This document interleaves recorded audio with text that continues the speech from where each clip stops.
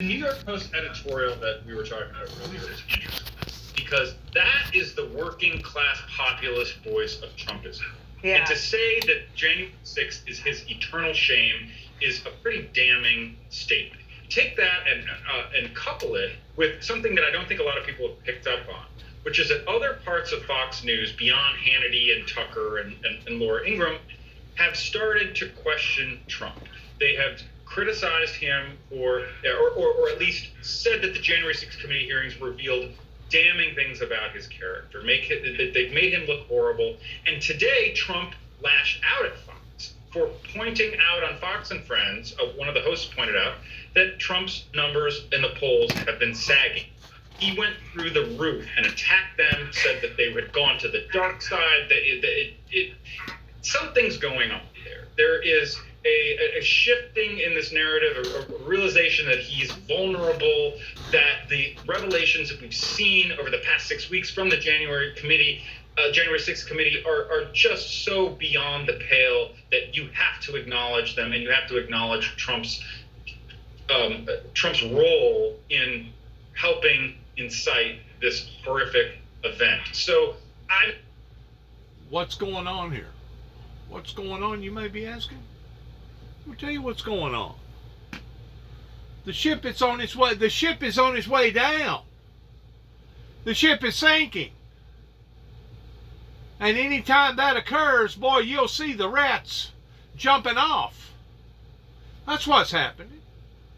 In other words, they realize that they have climbed on board of a sinking ship, and now the sinking ship is sinking, and the rats, they're jumping off of it on both sides as quickly as they can, thinking that they're going to be able to save themselves by jumping off to the jumping off place.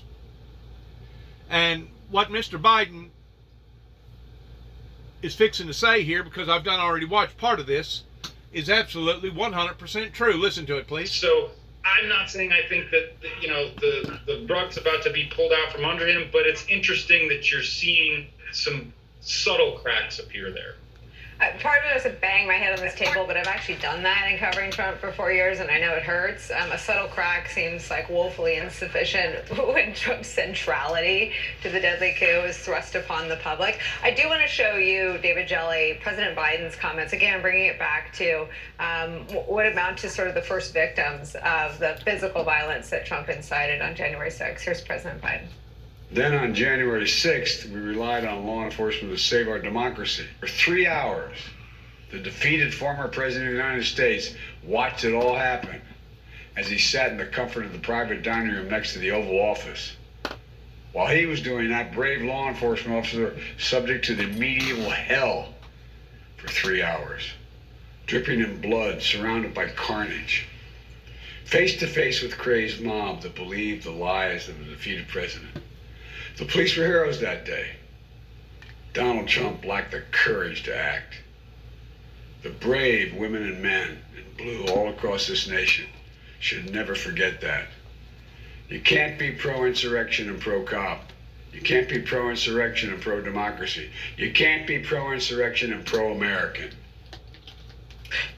President Joe Biden, I think, is on day 5, right, of a positive COVID case, and the White House is reporting he still has a sore throat. That's apparent there. But this is as sharp of a message as I've heard. You can't be pro-insurrection and pro-cop. It certainly seems from talking to and having an opportunity to interview Harry Dunn, and Sergeant Gonell and others. Sergeant Gonell cannot be a police officer anymore because of the injuries he sustained in defending Kevin McCarthy and all of the lawmakers inside the Capitol on January 6th.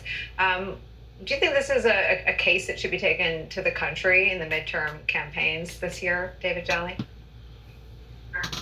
Absolutely. As Democrats continue to build their message for November and going into 2024, that's part of it, without question. Because what it does, it brings to home an issue that every American understands and feels. And the natural contrast is that in Donald Trump, the former president, you had someone putting his own personal political interest above the security of law enforcement and the security of the nation. And to Jeremy's point about the Republican caucus on Capitol Hill, they have chosen Donald Trump's side of that fight. Joe Biden has come down with law enforcement and with the heart and soul of where the country actually is. It's an incredibly powerful commercial or message, but it also reminds us of the singular failure point of Donald Trump, which is his own arrogance, envy, and self-promotion. This is a man who was willing to pursue family separation at the border for his own political interest. He lied about COVID and covered up the impact of it for his own political interest. He was willing to create this January 6th moment, including getting in bed with white nationalists and others intending to cause violence, including to law enforcement, solely for Donald Trump's own political interest. And then the Republican caucus hugged Donald Trump tighter. Joe Biden's message there should be part and parcel of what Democrats take to the American voters in November.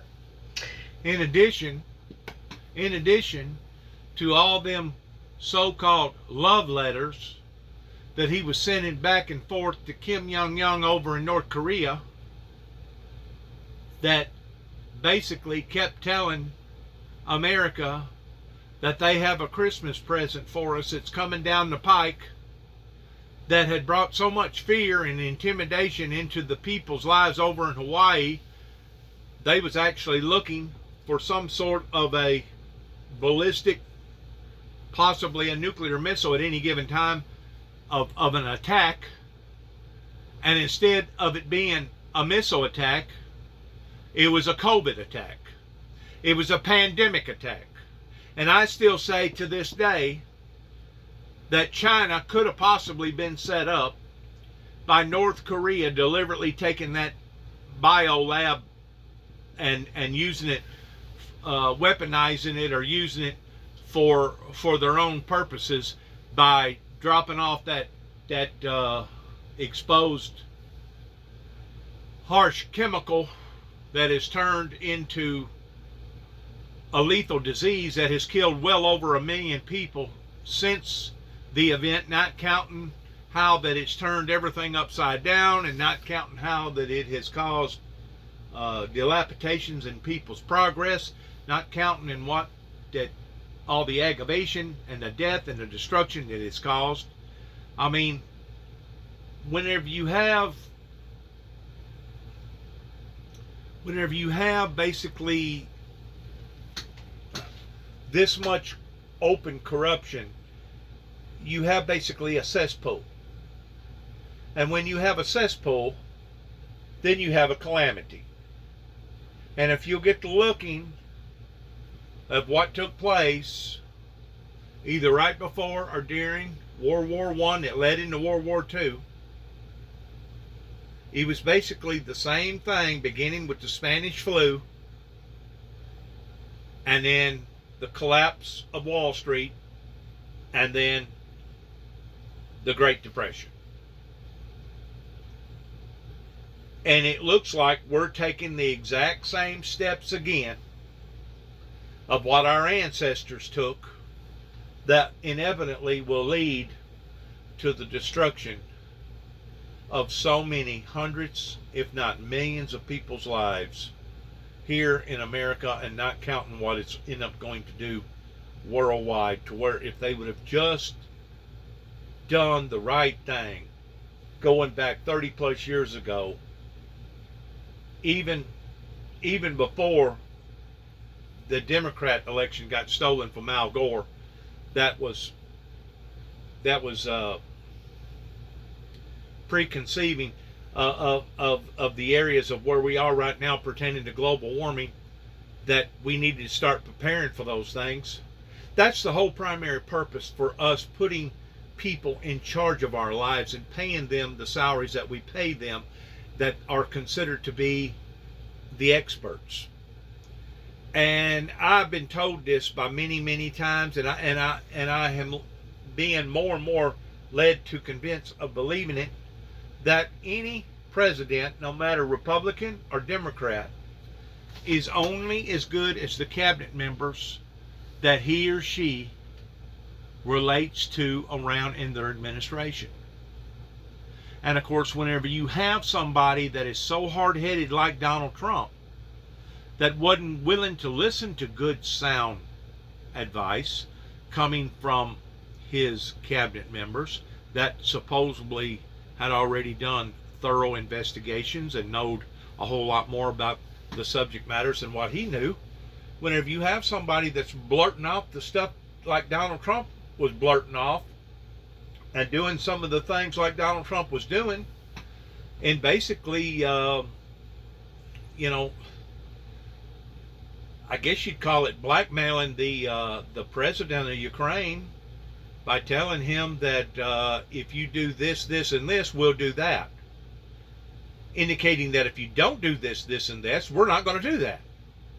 Well, that's not what our democracy was set up towards. And besides that, we had already promised the Ukrainians in 2014 that we was going to stand with them and by them pertaining to their democracy.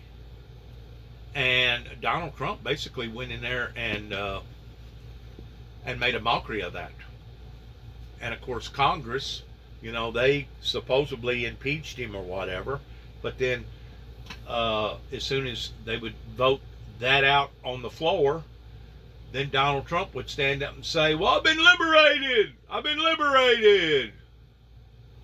like he's some sort of a great liberator.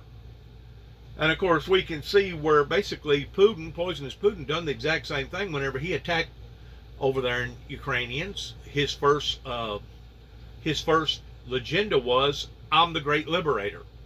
I'm liberating those people from the Nazism state that they're in. In which I've heard, two different sides of that. I don't know if one side is any more believable than the other. I just know the facts of what I'm seeing on TV now towards a maniac that's blowing up any and everything that he can, towards attacking the citizens of Ukraine, which is a violation of any type of war regulations, international war regulations that ever was. And to be quite honest with you, I just got through getting off the phone a while ago. It was a disheartening telephone call pertaining to the separation of how the Americans are right now, that we're so separated that maybe it would be best to have two presidencies, one pertaining to a godly president that don't believe in abortions and is willing to stick by the rule of thumb towards all these different issues, and another president, like you have like one president lives in California and another president lives in New York. And my first reply was, that's crazy talk, because by a rule, we have always taught ourselves that united we stand, divided we fall. And I said, besides that's almost going back into the same era during the Confederacy, whenever we did actually have two presidencies. One stood for the South and one stood for the North. I mean, how much more torn and divided and ripped apart can the American government actually stand before we actually do fall? And it's so depressing. After I got through with the conversation, I hung up the phone and I laid back down and I'm thinking to myself, this is the results of what took place that didn't take place, that should have took place in 1988. I keep repeating myself again and again and again that if the church world would have stood up with this message of the end time message, we wouldn't be in the predicament that we're in right now. And I can validate that because I've sat and watched it deteriorate and become contaminated right in front of my very eyes.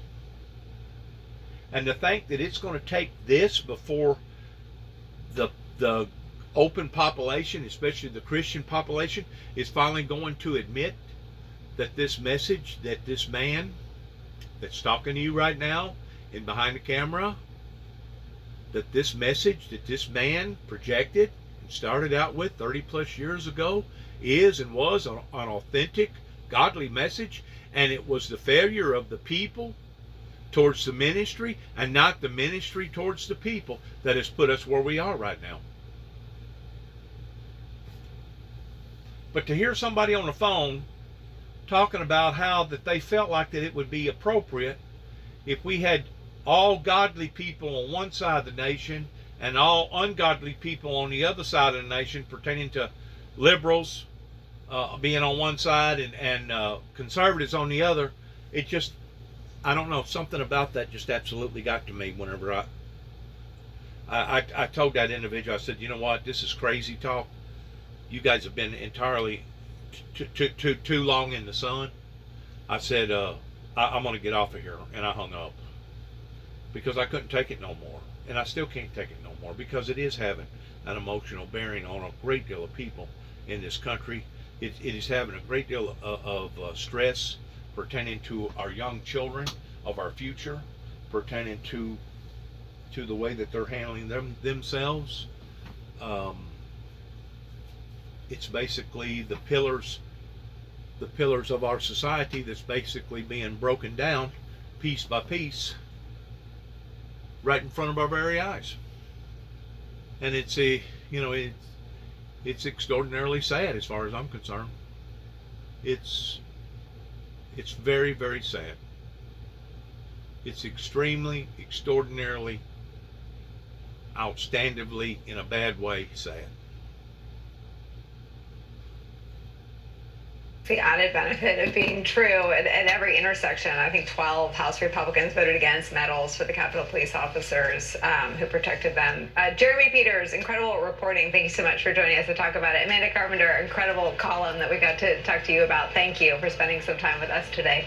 David Jelly sticks around. When we come back, a dangerous new turn in the big lie. Brand new reporting about how 2020 election deniers are teaming up with sheriffs to investigate non-existent manufacturer claims of vote fraud.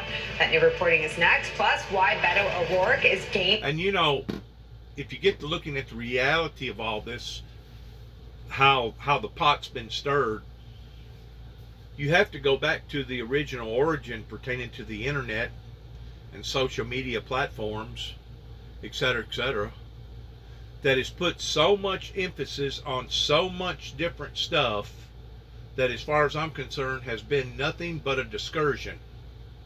It has been a discursion in the areas that we should be concentrating on towards trying to better our lives versus debating or arguing about our lives. So, once more, my plea goes out to the world again in regards towards this Trojan horse that at its original concept, people thought that it was the greatest thing that come out since toilet paper pertaining to social media platform, artificial internet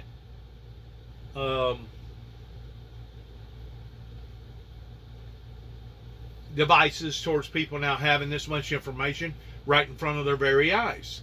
But I think we can honestly say that a great deal of this confusion is causing an overload with our children to the point that they themselves are being driven off either into a state of depression or suicide.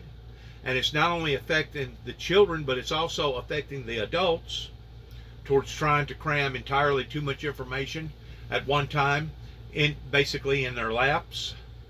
And because of the social media existences out there, which, don't get me wrong, I've had to get on the same platform and use the same tools to be able to get out there to my audience regarding my thoughts and my prayers and my feelings, because I know that if I didn't do that, getting out here and leaving material on church doors, beginning with paper form and then going to cassette form and then going to VHS form and then going to CD or DVD form, I know that all them other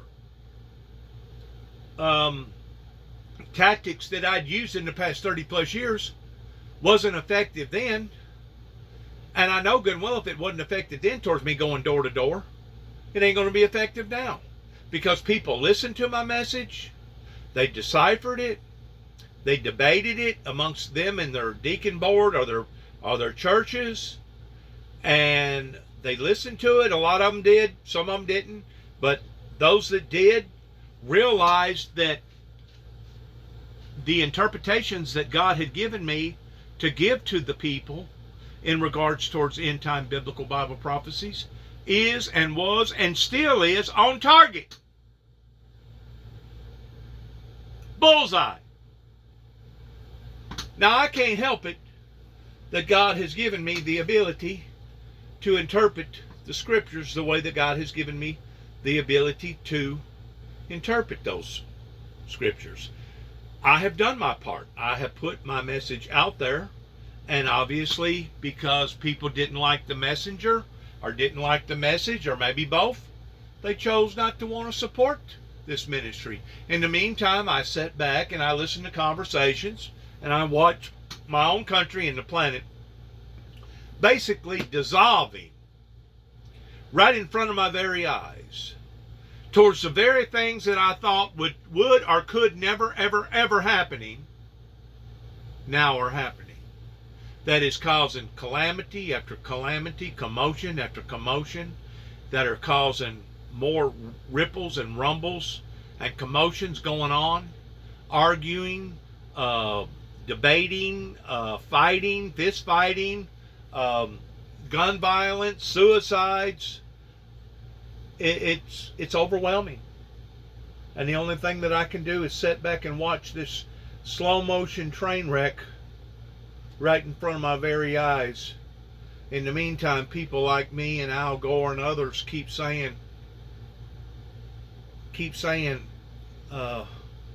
waving the red banner by saying, you're in the wrong area, you're on the wrong path, you're on the wrong path, but nobody's willing to listen.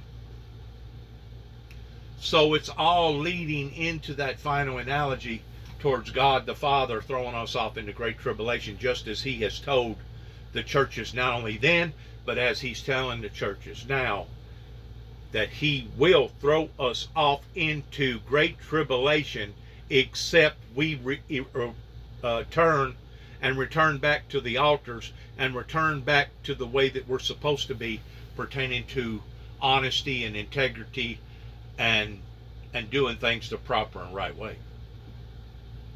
The only thing that I can do is basically just close my eyes and put my hands over my eyes and say, you know what?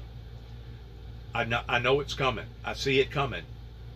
But there's nothing I can do about it other than just to wait for it to occur. And I'm going to tell you something. Sometimes the minutes seems like hours. Sometimes the hours seems like days. Sometimes the days seem like years, because it's in this slow motion. The judicial system here in America is so slow in how that it performs its duties that now it's got to the point that it's becoming stagnated. It's become stagnated, and then once it becomes stagnated, then it becomes a cesspool. And then it becomes a harsh reality.